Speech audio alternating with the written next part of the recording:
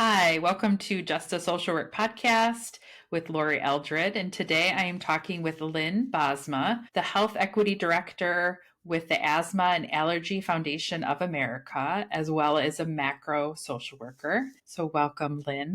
Be here. Thank you. Thank you. Talking a little bit before we hit record. It's been a week, as the end of the week usually is.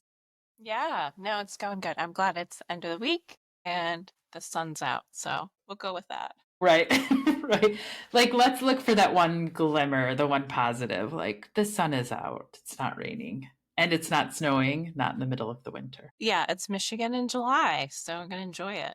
Yes. Yes, we will. Well, you and I have gotten to know each other a little bit through some networking, and I'm trying to remember how we actually did meet with each other. Yeah, BU stuff. I think that's how we met. yeah, yeah, I think so.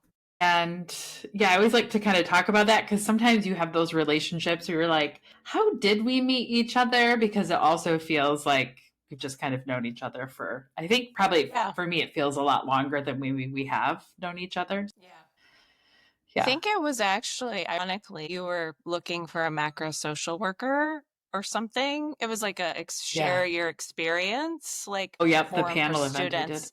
And I reached out and I said, hey, I'm happy to do that. And the Yep. rest is history. It has been. You haven't been able to get rid of me. I'm like, I glommed on. I'm like, she's a cool person. I want to get to know her. Let me keep bugging her and see what she's about. Yes. So, can you tell us, Lynne, just what it is that you do as the Health Equity Director and Yeah. just a little bit about that position? Yeah, it's a little unique on a social work podcast, right?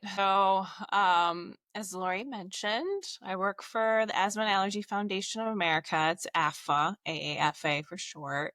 Just some background about the organization, really quick, because you probably are like, what is that? We're a nonprofit, private nonprofit, but we are a national patient advocacy organization for people with asthma, allergies, and related conditions. So our main focus is on caregivers and patients and helping them find education to manage their conditions or advocate for resources. And then secondarily, like we provide, providers, physicians, other folks that are interested in this information for like continuing ed and things like that. They're kind Okay. of like our secondary clients, so to speak, or audience. Okay.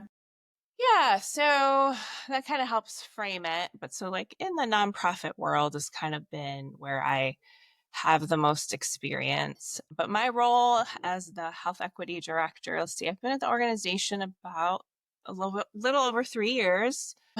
And it was interesting because as we will talk about, macro social work wears a lot of hats. And I'm like, what do I do? But Yeah. to sum it up, it's like I essentially I work with the senior team here and help them design programs and projects, communications that are all focused on health equity and making sure people have access to resources, educational information about their condition. We have some community based programs around the US. And so I help, cultivate those relationships with the local people. So I like to call myself like the in between, right? Between like you have like the national people, there's like the national organizations, and then how do you trickle that down to the state level? How do you Mm-hmm. trickle that down to communities? So Mm-hmm. I'm kind of helping that team strategize how that happens, Mm-hmm. which is really important. I think that's where social work kind of comes in. But yeah, it was interesting. So I pulled my description up and I was like, huh. And I think it'll talk about that later because I think when I was looking for jobs and how this kind of happened, it was less about the title and more about the skills and needs for the position that are really more social worky Mm-hmm. than what it's like on the face value, if that makes sense. Yeah. Yeah. So what is in the job description, would you say is looks more social work or what you're Mhm. doing is more social work So looking? both, yeah, it's kind of both. So like the position, the role talks a lot about like I'll read it to you guys. Okay. Talks about someone who a well-rounded public health or social services professional. Ding, ding, ding. Social service professional. Yes. With a passion for advocating for health equity and applying those principles. So this is where it kind of comes in. So you have to be savvy in planning, program development, data analysis and use, and partnership with communities. So when you break that down, and then here's what I think is important too, is like understanding structural biases, Mm-hmm. including systemic racism, that create and perpetuate health disparities. So there's a lot of program monitoring, data monitoring, cultivating relationships, working. So my role too, I work across the whole organization, Mm-hmm. which we can talk about the pros and cons of a position like that. Mm-hmm. So I have to kind of stay connected to all the projects here, sort of, just be able to be a resource as needed. Okay. Kind of be, Yeah. it sounds like a little bit of a jack of all trades type thing. Yeah. Yeah, Yeah. for sure. And a lot of time, like, this role is maybe a little untraditional, but I don't think it's different for like maybe other macro social workers as we're like interpreting how to talk and relate to people in poverty or the people that, we're trained to serve, marginalized communities, or just people that are different from like a business angle or service angle.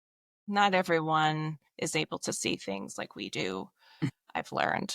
So we have that Yes. advantage. Yes. We do have some systemic thinking advantage and seeing bigger pictures or a bigger picture. Yeah, Mhm. with our profession, the ways that we're clinically taught and trained. Absolutely. So, Okay. Where does so you are a foundation, where does your funding come from? Do you guys do fundraising? Is it yeah. grants? Is it solicitation? So good. So that is a great question. So our name's a little misleading. We are not like a foundation in the traditional sense, like you hear like community foundation, like a Hmm. funder is like a traditional foundation. I don't know why that word is in our name, but it is a bit of a confusing element. So we do provide funding for some pilot projects, and that's part of my role here is I kind of help facilitate that grant access, but that's usually not our role, like our traditional role. So we're like a nonprofit. So like other nonprofits, we get our funding from grants, private funders, always looking for those unobligated funds that help you do creative things not tied to funding. We don't get a ton of federal funding, but we have a small little pot. But it's unique. The national funding landscape can be very different. So there's a lot of funding opportunities that we don't qualify for. Hmm. But yeah, so that's about it in a nutshell. Okay. Okay. So why macro social work versus clinical? For So me I know, personally, yeah, for you personally, and in social work, and assuming lots of folks are listening to this that are social workers, yeah.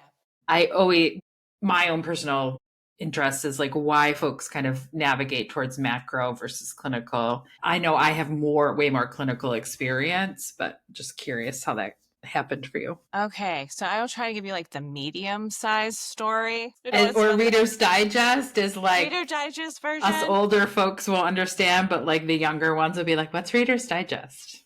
Don't worry. It's a Cliff Note version. Okay. There you go. So why macro social work? So this is where I had to like when I was thinking, I was like, oh, how did I get here? So I would say like overall, I'm wired to like really dive into systems thinking, like Hmm. how, and that's social work, right? Like we're Hmm. trained to understand that at the fundamental, like person and environment, systems theory. And I've always been interested in figuring out why, like, why do these things happen? And like this person sitting across from me telling me this story or of providing treatment, how did they get there? Like, I'm sure you all are aware of like that trauma book. Was it Dr. Bruce? Like that question of like, what happened to you? Yeah. Yep. I feel like it's very applicable because I'm always like, what happened to this process and this person or this community? Like, I'm really curious, like just naturally. So that's kind of just backing up from that. So I I think we all kind of have our personal stories that why we come to this work. So I lived in Detroit as a young person. I lived in a community, and I say that this is for all you young people that might be in Detroit. This is like before it was a hip place to live, not in like the fancy place of Detroit that is now 2025. More think not safe, no resources, not a safe community where I grew up. So I had, a non-traditional kind of upbringing, um, and taking that like lived experience with me. I kind of knew things were weird. Like it just was like, why is this this seems like an odd thing to have to manage, like my personal safety as a young person, but it's your reality. You don't really know. So then fast forward, I got an opportunity to move to a more affluent community as a young person, still as a minor, and had like these very different experiences of how to access resources and education. So education primarily was my focus at that time, or interests, I think, like the segue into social work. It was so drastic, just having these public resources that were paid for tax dollars. And you guys know that's how Hmm. schools Hmm. happen and communities grow. Hmm. And I remember as a young person reflecting on that and being like, why? Like, this is really weird. Like, how did I Yeah. have this opportunity and I just moved 20 minutes to like the northeast side of Yeah. a suburb, right? And I think that's where it started. And then I always had an interest in psychology, sociology, political science, like, that why, like, Hmm. why? Hmm. Why do people like do all these things? Do all the things that they do. Why do people, what makes people tick? Yeah. And like history, I always loved history. And so for me, like social work was like a culmination, macro in particular, was like a culmination of like all of those things that I was like naturally interested in and had some experience in, like lived experience to kind of bring a voice to that. And then I found out about it later, like later into my bachelor's degree. I didn't even know what social work was until I was almost graduated with my bachelor's. And I was like, this is amazing. And so, I was already involved in like political advocacy and all these things that kind of come with just being a social worker in general, macro, micro, or other. And so, yeah, so I decided to do a MSW program. So I came to this, I'm like one of those people that does not have a bachelor's in social work. I actually have background in journalism. So my I was going to undergrad, ask. yeah. So I was a trained photojournalist, and um, really enjoyed pieces of that. But part of that is kind of related to social work because you're getting to know communities, you're getting to know their stories, you're getting to know people and tell their stories. And so, looking back now, I can see all the connections. But that business was not for me for a variety of reasons. So anyway, went and got my master's. And I was lucky the program I went to had a macro-ish track. It wasn't really much different, just a few electives were different. And so I gravitated towards those like more macro things. Like we had like a housing elective, more policy classes, more community organizing. And so I just loved it and just kind of dived in. Um, so that's kind of why macro social works. I feel like it's a long story bit of like Hmm. personal Hmm. interest. But the people are in there too. And I think that's important. Don't see macro. It's definitely different than clinical, right? Hmm. But Hmm.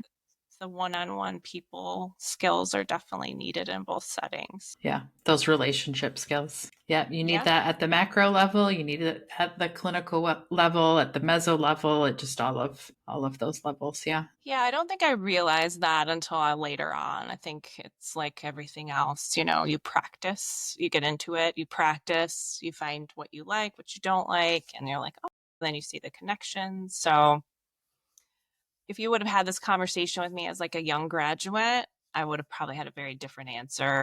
Hmm. Also, what I didn't mention too is like I really wanted to see change, like be a part of the change that we know Hmm. is needed at a very large level. Because I Okay. feel like that's where it happens. Okay. at the policy level and at the community level. Like if you get involved, and that's what I think macro social work is Hmm. the systems are larger, then the change is going to be, in theory, more sustainable and affect more people. Yeah. Yeah. And an ideal, right? In the ideal, in the ideal world of like, let's make some good changes and we'll see that impact. Yeah, this is an And interesting yeah. time to have this conversation.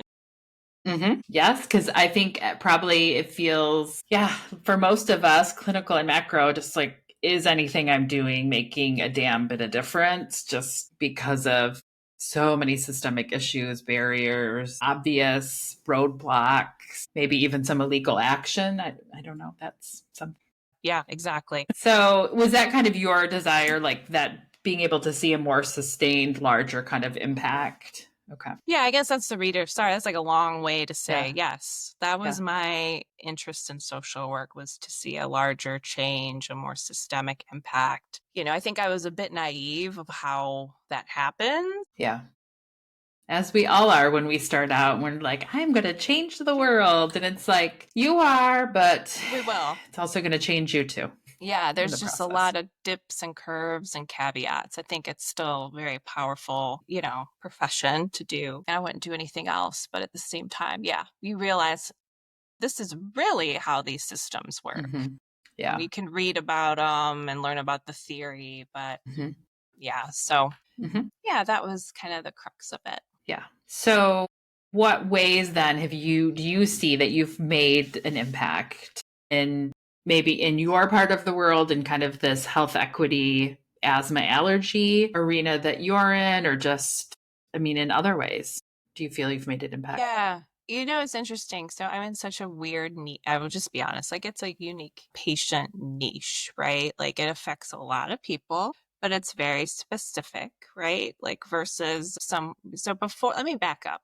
So before AFA, before this work that I'm doing, I had a lot more local community experience. Hmm. So I worked in a variety of nonprofits doing programs, management, managing staff, like doing case management, coaching, not necessarily clinical work, but like, people that are like maybe non-social work case managers, which brings a whole other level of complexity when managing people, not bound by the Code of Social Work Yeah. ethics.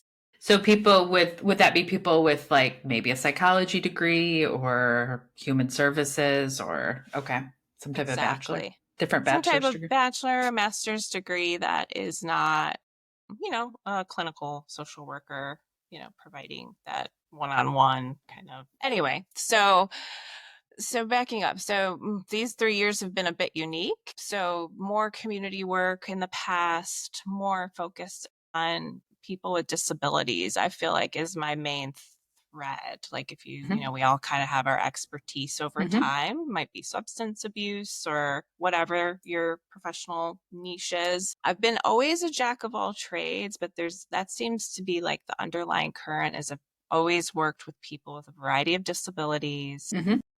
and often in poverty, or having some type of resource access issue. So I worked in homeless services in the past, so housing, which was, I mean, so many complicated barriers. I'm sure Hmm. you all know, listeners know, Hmm. education, access issues, and helping people advocate for higher ed needs and K through 12 needs, and then workplace accommodation issues and helping people get training and ready for work. All these things that impact our day to day that we don't even think about if we Hmm. have that privilege, but a lot of people need help doing those Hmm. basic things. Hmm.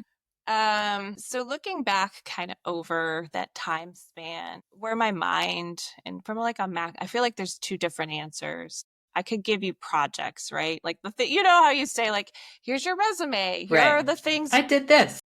I did this and it made this change. But the thing my brain always goes to, like automatically when I'm asked these questions, ironically, are the staff, one on one staff, or the teams I've had the opportunity to work with and help create systems like within an organization. I think that part of my macro, skill set. Hmm. I enjoy helping organizations and teams come up with more fluid ways to treat people, like patients, clients, participants, whatever. And then, and consequently, like looking at helping like the organization treat the staff better, Hmm. and helping close those gaps. So those are kind of the things I think about, of like one-on-one conversations even that I've had with staff, that, I've had, it's always this one conversation I've had with one person that sticks out that said,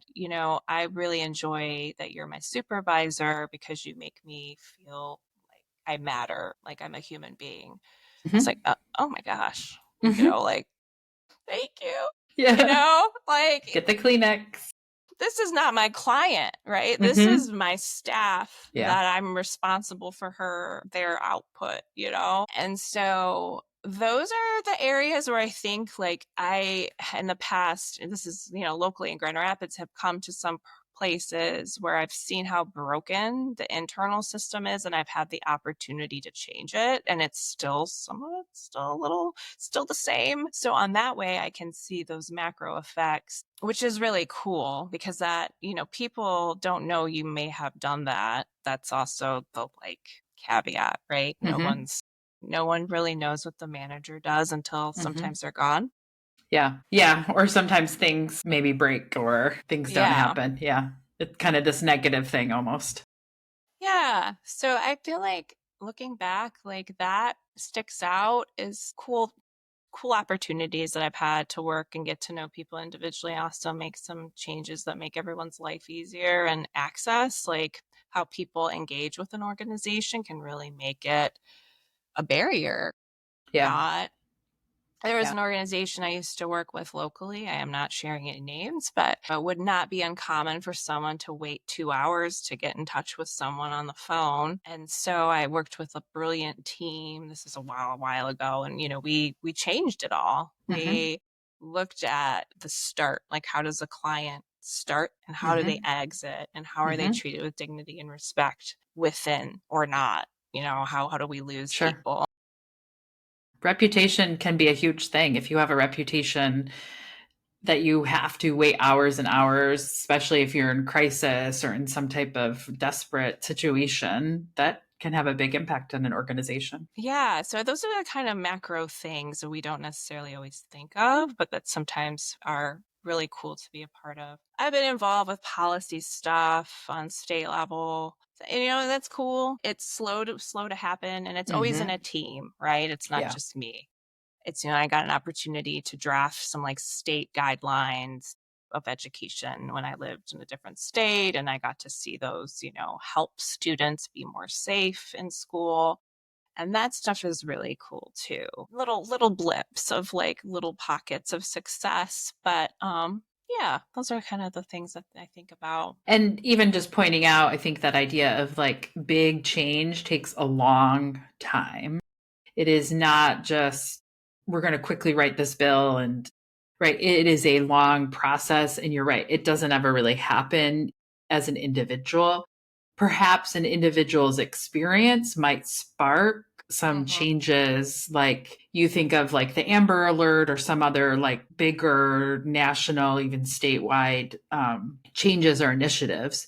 Yeah, Maybe that particular incident or issue sparked, but the change usually happens much more dynamic way. absolutely. And it takes time and dedication. And I think a lot of people, it doesn't come easy, and some people might not stick with it, or it can be tough. I think that's the challenge of the macro side of things, which I know you didn't ask, but that can be the challenge, is these complex issues are very challenging. And you guys on all levels of social work, we experience this, right? Clinical and otherwise, but sometimes we don't get to see like that client in the room with us have that aha moment, Hmm. and that kind of feeds our like, oh yeah, this is what Hmm. that little dopamine hit that like, Feeds our I am ego. help.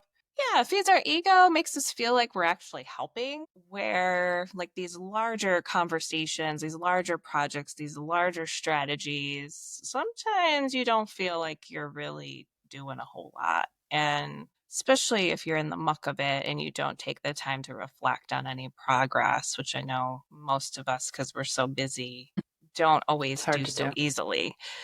But yeah, that's a little bit of push and pull there. And I think too, you had asked, like my current role with the health equity role, what I didn't experience in this role that has been different from the other social work positions that I've held is the amount of like, there's not a ton of us in the space, right? Like, I mean, like one of two social workers in our organization. We have to do a lot of advocacy and like education of like who we are and what we bring to the table. I think though you're pointing out something really interesting of a couple of things, right? Like we don't always take time to reflect, like to slow down and just be like, oh, we are making progress because macro work, much like clinical, is very long game. You have to have a lot of patience. Also know that probably I'm just going to be a piece or a part of this whole big thing. Sometimes we don't see things from beginning to end. I think more times than not, we probably don't. Life changes, projects get shelved, or you start on a big initiative. This seems like a really great path we're heading down, but funding changes or gets cut, or people leave, or right, you get a new CEO or director that wants to go in a totally different, kind of focus or direction. And like, though all of those dynamics can impact. And so I think too, our profession doesn't always encourage us to like reflect, like, hey, to sustain us, hey, I've done some good work in this area, and just even saying it out loud, or like just taking time to acknowledge it. And I think that's needed so that we can sustain ourselves. Community organizing, that's a lot of this is such hard work that we don't get so much of a payoff from. I think so. This role, what I didn't anticipate, and it continues to be the case, is like to be the person that kind of calls out some stuff that people don't want to hear. Mm-hmm. And I think that's maybe the case in all of our roles as social workers, Mm-hmm. but some of us have more comfort in maybe doing it or not and not rocking the boat. But, I've made some assumptions that are incorrect of like what people understand as like a life experience of individuals that just the people don't know what they don't know. And I think Mm-hmm. that is applicable to professionals. And I think this job really like solidified that for me when I'm talking to CEOs or PhDs or all these people, like this really high educated level. And then you realize very quickly that they probably have never experienced poverty themselves. Fine. Not Mm-hmm. everybody does. Has never maybe even talked to anyone Mm-hmm. that has, Yeah. been in our space that I feel like is so common, right? Like to me, I'm like, oh, I just do this because that's just like second nature, Mm-hmm. right? Privilege. The privilege, that is spot on. Mm-hmm. Like, and I hate to say that word because it's overused, but I think privilege to me in this space has really been astounding and an eye Mm-hmm. opener. And it has also explained a lot of the struggles I think we're seeing at a national level right now. Mm-hmm. Mm-hmm. Whether you agree with it or not, there's a lot of struggles happening. Newsflash. So no, I hope as social workers, you all know, as like the life experience that a lot of these new lawmakers and administrators have are definitely not from a social work perspective. It's been a jarring experience. And you were spot on, Lori, when you said about the changes in a CEO. So my role when it came to be at this organization 3 years ago, and one of the reasons this organization decided to invest in health equity was after the George Floyd murder and, this kind of national awakening of, hey, this is a problem with equity and it's always been that way, but there was like this Mm-hmm. national and local push, and so consequently to that there's a lot of momentum, there was a lot of funding opportunities, a lot of everybody, it was like not everybody but it was a huge thing that Yeah. whether it was actually sustainable is a question. Mm-hmm. But I'm 2025, my role is very different than 2022 when I started. And my title alone puts a target on me So it's been interesting kind of living in the political space right now. And even though my role isn't political, but just by the nature of what my job is, having these conversations about inequities of health puts me there.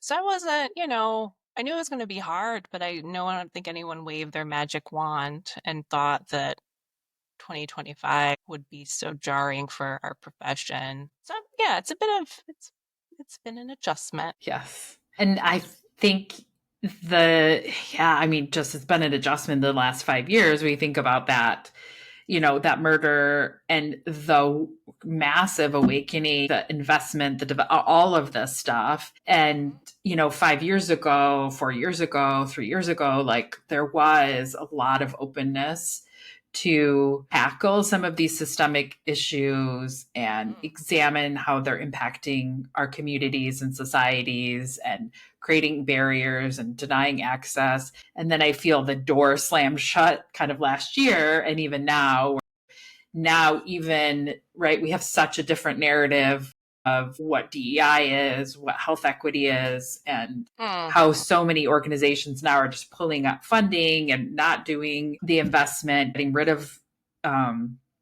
positions dealing with this. Yeah, it's been a roller coaster. And I'm sure, Absolutely. when you think of like asthma and allergy issues, there are so many systemic issues embedded in it because we know Black and Brown communities experience tremendous amounts of discrimination, access to resources, even some environmental justice issues of like where communities are located, where trash and hazardous places and locations are, in our communities, where highways have gone. I mean, just so much of that is, really been targeted towards the Black and Brown communities and had some of the biggest impacts. Yeah, I feel like you just described like my role in a lot, like these are conversations our Yeah. organizations were having. Asthma in particular is probably where I spend a majority of my time.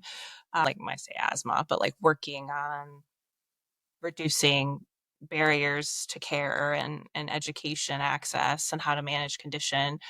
Because it is one of the conditions, there's other health conditions, sure, but it's one of like the top ones where you live truly impacts how Yes. you manage. And even if you get it, if you live in a urban congested city, your chances of getting asthma are going to be much higher than a clean suburb with limited, manufacturing around it. And so those issues were already very heavy and very, we also focus on clean air access, like things beyond just like the face value of like getting Yeah. medication and things like that. Right. And there was a lot of momentum. There was a lot of investment in green energy. Things were really excited. Like we were working on applying for EPA grants because there was a lot of stimulus money that was associated. It was a really exciting time to see some things finally happen. Yeah. Yeah. And it's not all lost. I don't want it to sound grim, but it's definitely not very popular. And you have to really kind of figure out how you're going to keep doing this work because we're going to keep doing it. We're social workers. We're going to keep advancing and advocating for change. It's just going to be a different version of how we do that. You have to get creative. That's what it seems to me. You have to get very creative in how do we write this grant? How do we ask for this funding? How do we create this proposal or program that isn't going to be highly scrutinized, but still do really good work, right? And still follow that code of ethics, our values. Yeah. So if somebody was wanting to get into macro social work and so like they're listening to this conversation, have this interest, they're like, yeah, I would love to be able to be a piece of some larger, greater systemic work. How does one get involved in that? If I haven't How does scared somebody you start? away, oh Yeah. boy. I haven't gone like deer in Yeah. headlights. No, I think it's a great question. I don't think there's one route to get there. I think that is exciting, but also challenging, right? Like, it's not like you're like, oh, I want to be a clinician and trained in XYZ modality. You go, you get Mhm. that training, you find Mhm. someone who can mentor you. I feel like that's Mhm. kind of nice Mhm. because it's like, I'm going to do this. Where the macro piece, I think, is, a little tricky. I feel like I can just share some tips that I learned along the way, and everyone's situation will look a little different. So I get bored really easily. But that actually has been in a way, a good thing because I've gotten to experience lots of different Mhm. jobs in social work and macro social work to see kind of what's a good fit, what I like, what I don't like, or aspects of my job that I know I'm good at or not so good at. So I would say be open to what job you're applying for. So if you're a new graduate and you're thinking, man, I'd really love to get into that space, looking at nonprofits that maybe align with your topic of passion. So if you're into environmental justice, looking to see who are the leaders in that space, contact them, Mhm. have a conversation, do a job shadow, as silly as that sounds, but I think it's a great strategy. Even if you're working, you can still kind of gather this information for your future. Because most times people are willing to talk to you and you can find out more about the fields, you can find out how they got there. And so I think identifying, there's so much we can work on. Like Mhm. identifying maybe an area of interest might be a good first step. If that's mental health, whatever it might be, there's usually going to be some type of macro entity associated with that interest. So, for example, if it's mental health, there's going to be like MHA, Mental Health of America, like looking to see, oh, okay, cool. What are they working on? Looking at their policy platforms, or even if it's local, what is like the mental health, the community health board? What are they working on? Like get to really know the larger issues affecting your interest or your field. I think that would be a suggestion. Ask a lot of questions and get to know folks. You might have to volunteer to do Yeah. some things to get some opportunities. So let's say if someone's interested in grant writing, but there's not an opportunity where they're currently employed, reaching out to, man, there's so many nonprofits that need help with fundraising. And grant writing too, probably. Yeah. Yeah. It's being kind of open, but I do feel like you kind of have to be a self advocate and willing to kind of get out there and market your skills, and ask questions and be kind of an open book. I think that's a great way to kind of break in.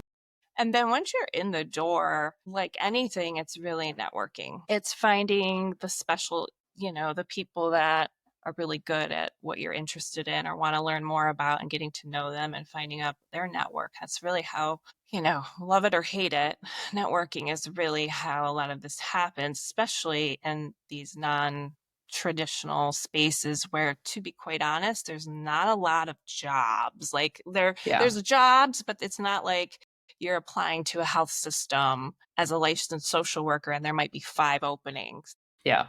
Yeah. There's not going to be necessarily a job posting, and you know this, Lori, for a macro Mhm. social worker. There might be, Mhm. Mhm.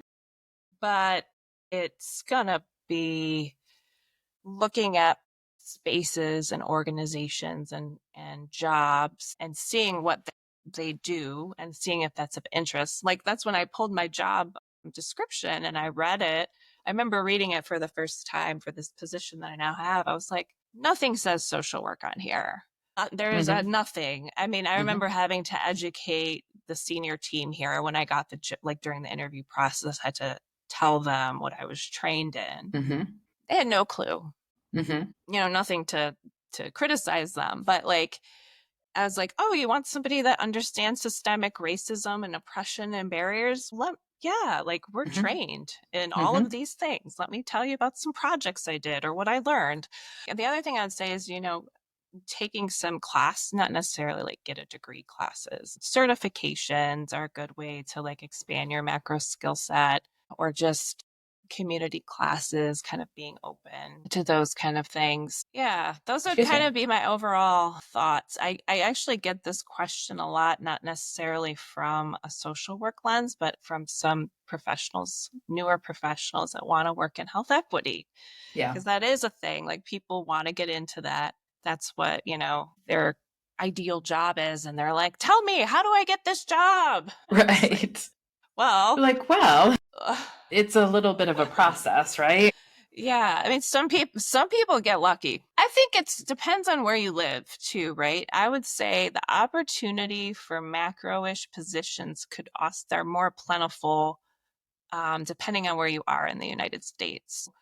DC for a great example. Man, there's like a gajillion macro opportunities in a community like that that you could easily insert yourself, policy or otherwise. There's just all these hubs are there. Where I work is one example. But that's not it. I mean, larger cities are going to have a lot of home bases for more macro-ish kind of things. Not just, but anyway, macro doesn't have to be that big too. Like West Michigan, there's a lot of stuff happening too. Yeah. It's just plugging in. Yeah, West Michigan is a highly philanthropic Mm. community with numbers of foundations, donors, very large donors, smaller community organizations. And I could imagine, doing things like going to board meetings, serving on committees, right? Applying to be a board member or other Oh ways yeah, you can start, kind of getting some of those experiences. good idea. Locally, we have like the Johnson Philanthropic Foundation. I think that's their name. There are, like you said, those community organizations that provide classes, training, support if you're interested in more of a macro philanthropic Hmm. professional career. Like the Johnson Center has a Hmm. series on grant writing, grant making, serving on a board. They have a lot of cool programs that you can participate in. And so there can be a variety. I think when you're more clinical feels a little bit easier to get into because that's what Hmm. usually the training is. Hmm. And it feels a bit more mysterious maybe with the macro when you're just kind of It like, does, yeah. how did like how can I get here?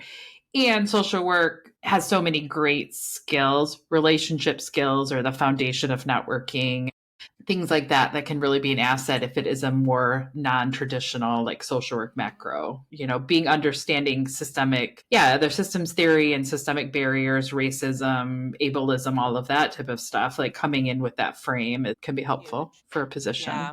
Yeah. I think as you say that, I think about mentorship too, like Mm-hmm. finding a macro social worker who you can talk to, maybe Mm-hmm. mentor you, guide you, Mm-hmm. introduce you to people, which is always helpful too. I wish I had that in the past. I kind of did, but I probably could have been a little more intentional on finding that. I just was lucky I had some great supervisors along the way. Mm-hmm. Mm-hmm.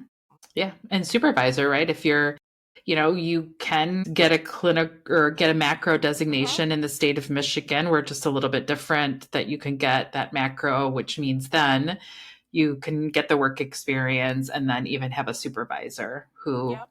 has some macro experience and maybe they guide you. So, as we kind of wrap up, Hmm. knowing we have to wrap up, what else would you like folks to know when they're thinking about, being a macro social work, getting into this field, Yeah.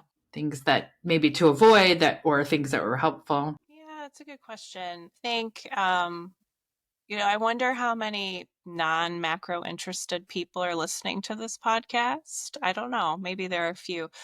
And the reason I say that, I really, so I used to do, like you, Lori, I've taught higher ed in the past, and probably maybe one of my former students will see this or I'll share it with them. Like I used to mostly teach clinical social workers macro things. And let Mm-hmm. me tell you how that went over.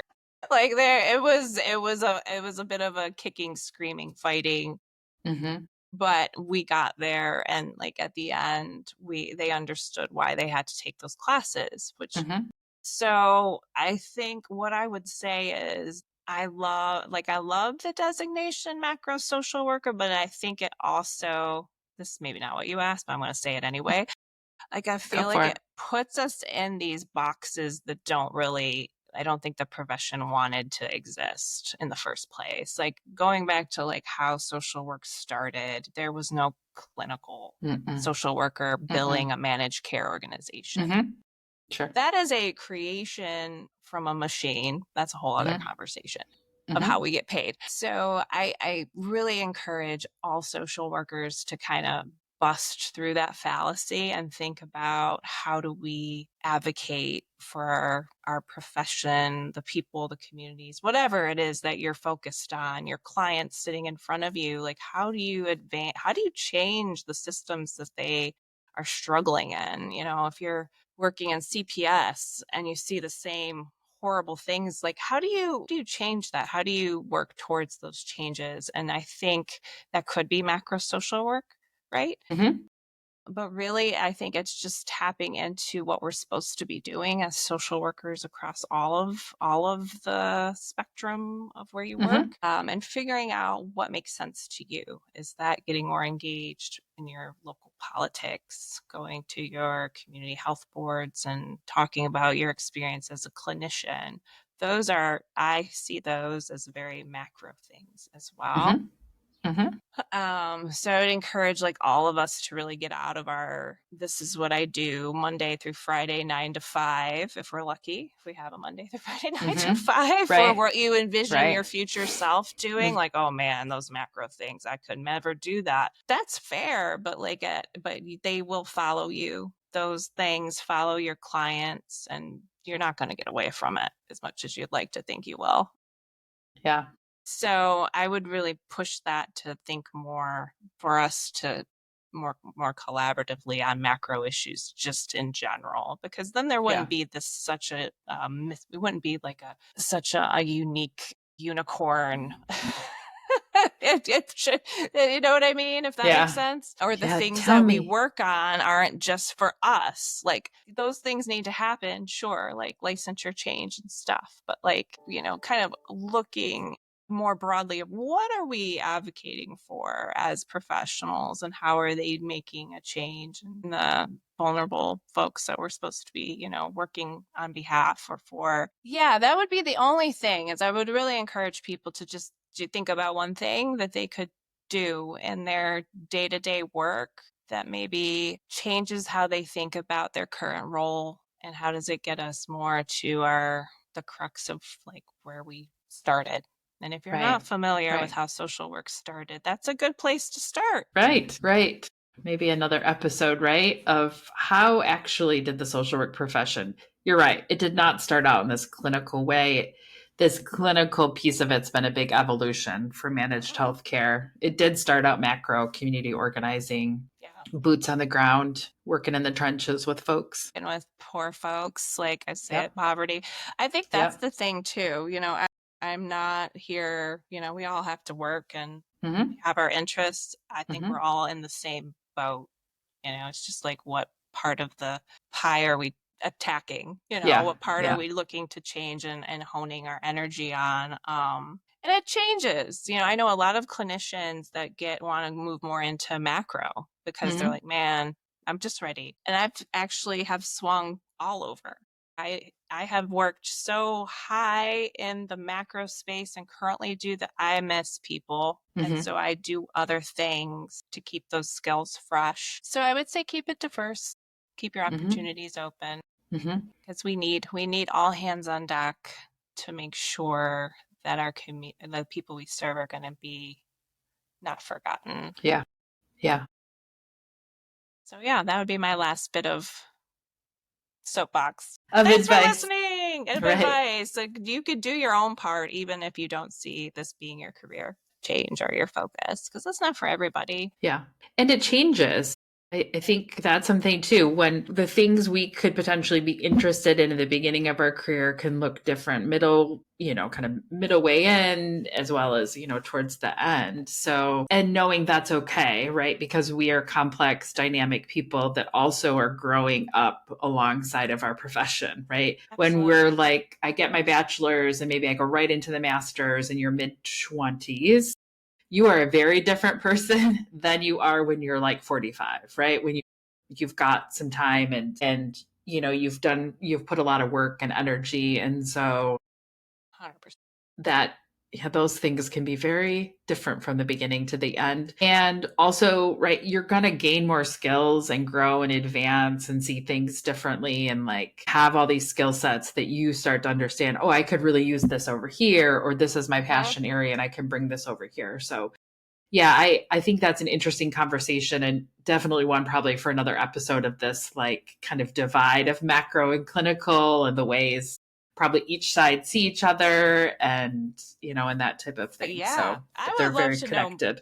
I would love to, yeah, have that conversation. I make a lot of assumptions just based on, what I've shared, but everybody's different. So Yep, they are. keep up the hard work because this is not our our profession is hard, Yeah. Yeah. It We is don't not for take the faint of heart. it really is not. I feel like social workers and public educators and healthcare providers, like to me, like those three entities have a lot of in common, being Yeah. not always respected or understood in other spaces. So we got to stick together. Yes, we do. So, are you? I always like to ask this of folks at the end because I do show notes. And so, Yeah. if people are interested, can I Mhm. add your email in there to contact you, as well as if they want to learn more about the Asthma and Allergy Foundation of Michigan? We have a Michigan chapter. We're one of Okay. the few states that has a chapter. It's on the east side, it's in the Detroit area, and I Hmm. work with them closely, just as a note. But yes, Yes. I can connect you to the Michigan chapter, local people. But yes, you can definitely connect with me. LinkedIn is, I don't know if that's what the kids are using these days, probably not. Is a great way to reach me, and using the message function. Just if you have a question, I'm happy. You don't have to formally email me. There's like a message function, but you're welcome to email me too. Okay. Well, thank you, Lynn. It was a pleasure to have this conversation. And I think having this conversation in a more in depth way, I know we've talked about Mhm. clinical macro stuff and the social work profession in general, but I really appreciate that, we did dedicate this time and space to sit down and talk through some of this Yeah. nuances or these nuances of this macro designation versus clinical macro experience, what it means to be a macro social worker. So I very much appreciate you, and I know I will see you around and see you later. Thanks, Lori. Take care, Yeah. everyone. Bye. Bye. Thank you for listening to this week's episode with Just a Social Worker. It was a pleasure to talk with Lynne Bosma, macro social worker, and her amazing work with the Asthma and Allergy Foundation of America. If you want to hear more about social workers like Lynn, clinical social workers, or just social workers doing amazing work, please follow so you can get our podcast every time it drops. It's going to be dropping on all the platforms. So please subscribe and let me know what you think about the show. Share it with your social work friends. Follow me on Instagram at Just a Social Worker Podcast. Slide into my DMs. Let me know what you're thinking. Go ahead, rate and review us. Do all the things to support your fellow social worker. And I will see you in the future.